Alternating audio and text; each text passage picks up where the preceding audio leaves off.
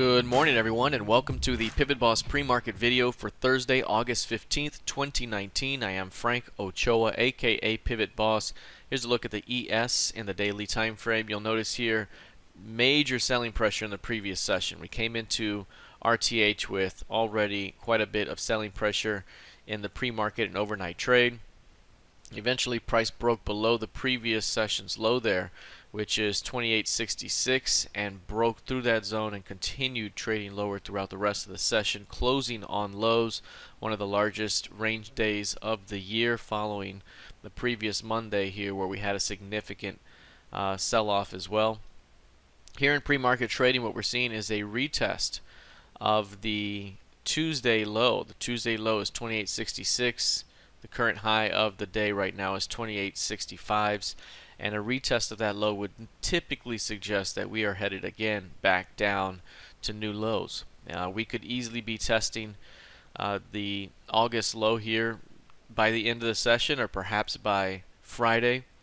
Based on average daily range, we're averaging 75 points per day right now in the ES over the last 10 sessions. Over the last 5 sessions, we're averaging 68 points.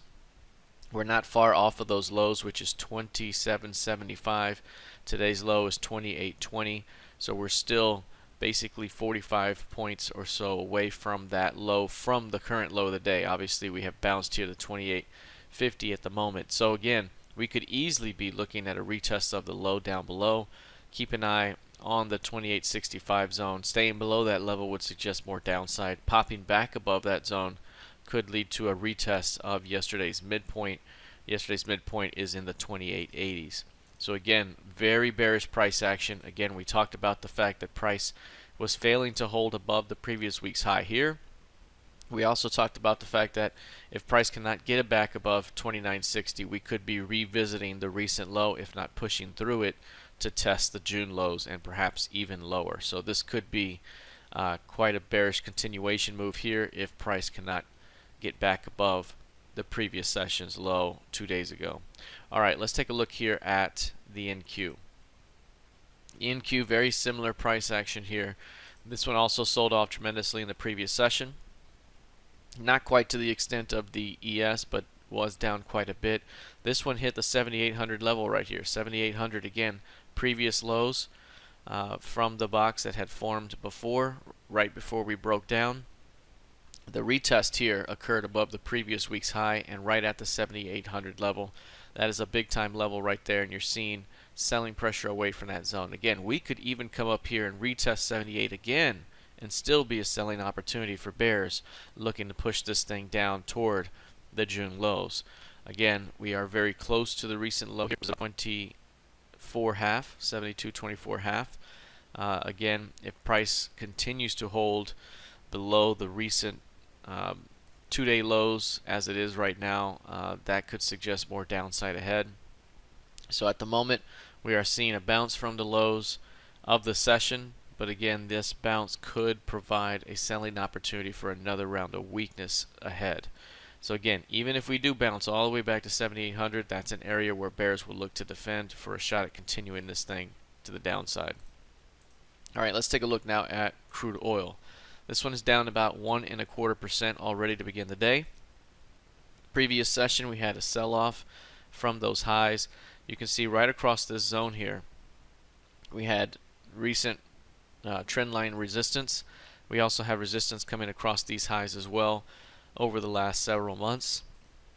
Again, with this one, it has not really had a whole lot of luck in sustaining strength. Every time it pops, it has been sold off. It pops, it sells off. Here it pops, and over the last 2 days so far, it has sold off. We are continuing to see price hold 54s at the moment, and it continues to battle the 55 CLVN. Again, any failure to hold 54 here would open up a recent retest of that low at 50 half.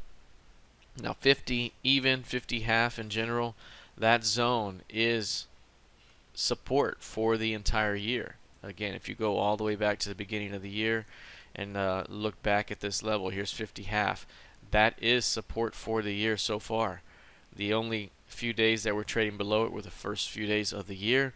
If we were failing to hold that zone, it would open up the next level down, which is 42.5. So again, that's a big time zone here to continue to hold for bulls, but we are seeing rounded behavior on the upper end of the range. We're seeing an upper trend line resistance.